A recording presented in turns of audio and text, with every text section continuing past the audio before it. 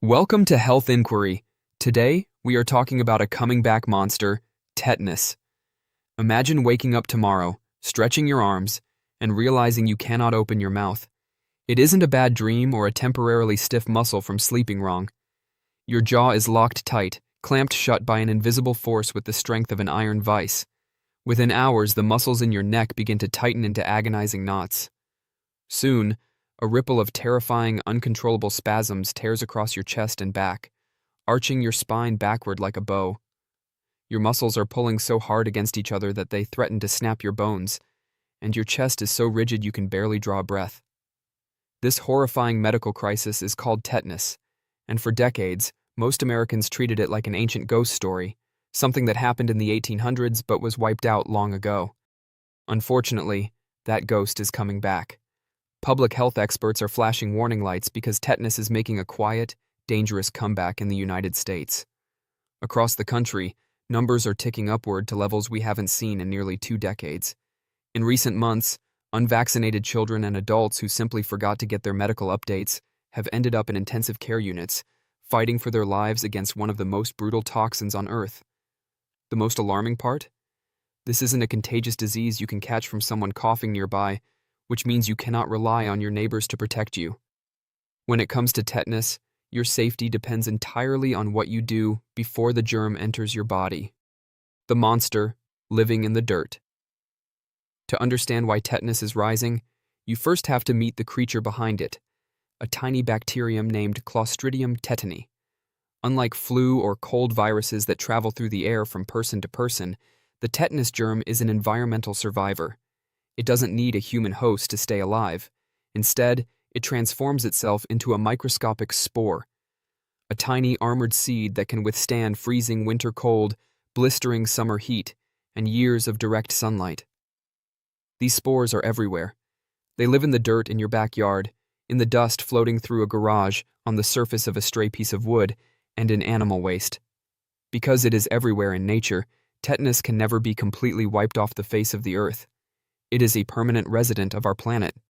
For generations, parents told their children to beware of stepping on a rusty nail in an old barn. While a rusty nail outside is indeed a perfect hiding place for tetanus spores, the rust itself isn't what causes the disease. The real danger is any sharp object that can puncture your skin and push dirt, dust, or bacteria deep inside your body. You can catch tetanus from a splinter while gardening, a scrape from an outdoor dog leash, a minor cut while repairing a bicycle, or a scratch from a rose thorn. Once these tiny armored spores get pushed deep beneath your skin, they find themselves in an environment they absolutely love, a dark, warm space with zero oxygen.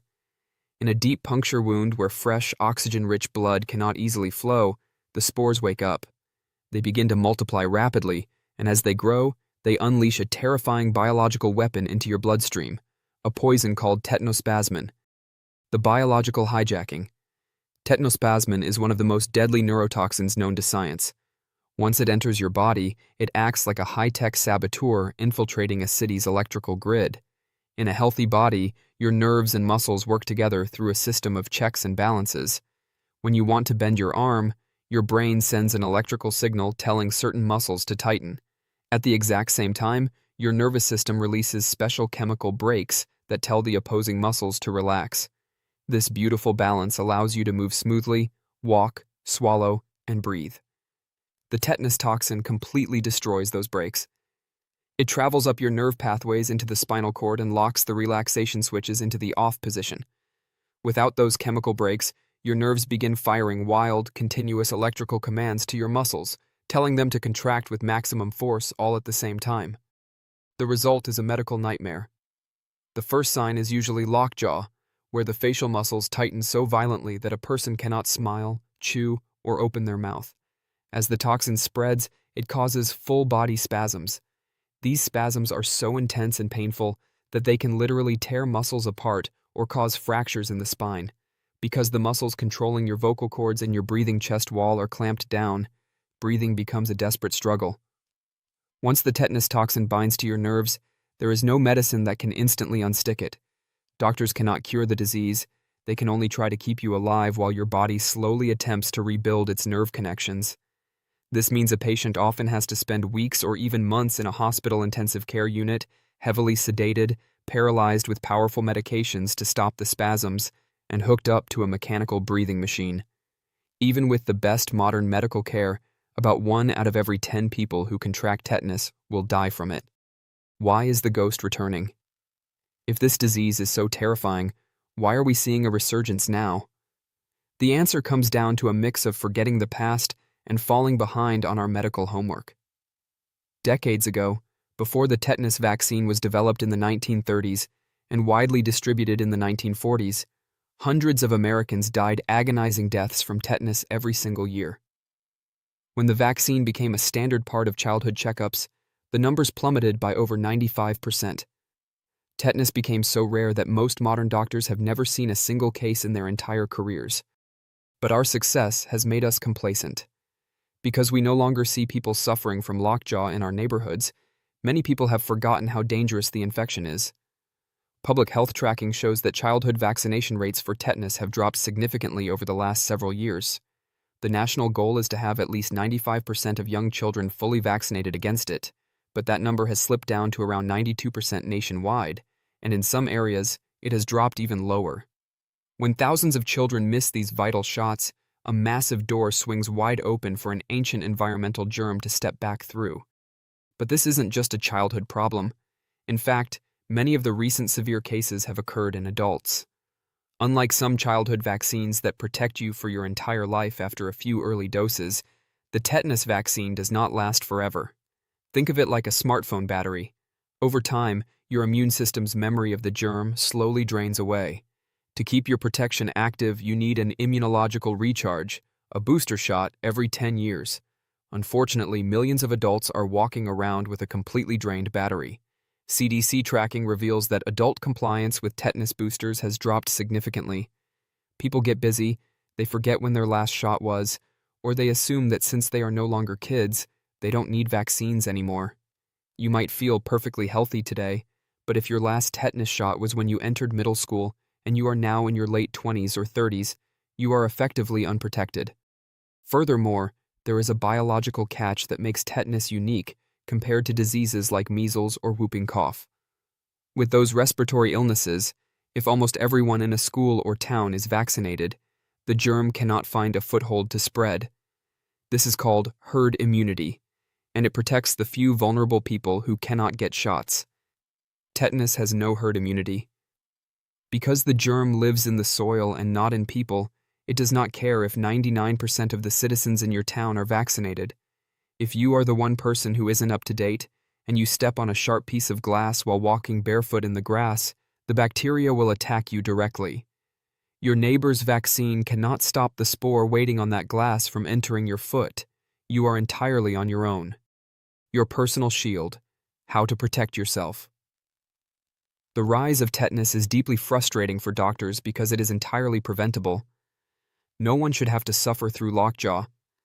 Protecting yourself and your family takes a few simple, proactive steps. First, solve the mystery of your medical history. Call your primary care doctor or check your digital health portal to find out exactly when you received your last tetanus shot. If it has been more than 10 years, schedule a quick visit to get a booster. Adults usually receive a vaccine called TD, which protects against tetanus and diphtheria, or Tdap, which adds protection against pertussis, also known as whooping cough. It takes only a few seconds, causes nothing more than a slightly sore arm for a day, and buys you another decade of total peace of mind. Second, understand the rules of immediate first aid. If you experience an outdoor injury, a deep scratch, an animal bite, or a puncture wound, what you do in the first hour matters immensely. 1. Wash the wound immediately. Run warm water and mild soap over the injury for several minutes. Gently but thoroughly scrub away any visible dirt, sand, or debris. 2. Do not seal it up blindly. It might be tempting to slather a deep puncture wound in heavy ointment and tightly wrap it in a plastic bandage right away. But remember, the tetanus germ loves an environment with no oxygen. Sealing a dirty, deep wound can create a perfect, airless breeding ground for the bacteria. Keep it clean and covered lightly with sterile gauze while you seek medical advice. 3. Know the 5-year versus 10-year rule. If your wound is clean and minor, like a tiny nick from a clean kitchen knife, You are generally safe if you've had a tetanus shot within the last 10 years. However, if the wound is deep, contaminated with dirt, mud, saliva, or feces, or if it is a crush injury, the safety threshold changes. For these high-risk wounds, you need a booster if your last shot was more than 5 years ago. 4. Finally, never try to tough it out at home if you suffer a severe puncture. If you step on a nail, get pierced by a dirty outdoor tool, or suffer a deep bite, go to an urgent care clinic or emergency room immediately. If you visit a doctor for a high-risk wound and your vaccination history is missing or out of date, the medical team will not just give you a regular booster shot. Because a vaccine takes days or weeks to prompt your body to create new antibodies, it is too slow to stop an immediate attack by the toxin. In those high-risk scenarios, doctors will also inject a special medicine called tetanus immune globulin. This medicine contains ready-made, heat-seeking antibodies that immediately flood your system, tracking down and neutralizing the tetanus toxin before it can lock onto your nervous system. A call to action. The quiet comeback of tetanus is a stark reminder that nature never takes a vacation. The spores of Clostridium tetani are resting silently in the soil beneath our feet right now, waiting for a breakdown in our defenses. They do not care about medical progress, and they do not disappear just because we stop thinking about them. We do not need to live in fear of the outdoors, nor do we need to abandon gardening, hiking, or playing in the backyard. The tools to defeat this ancient adversary have been in our hands for nearly a century. By ensuring our children receive their routine immunizations, keeping track of our own 10-year booster deadlines, and practicing smart wound hygiene, we can slam the door on this painful disease once again.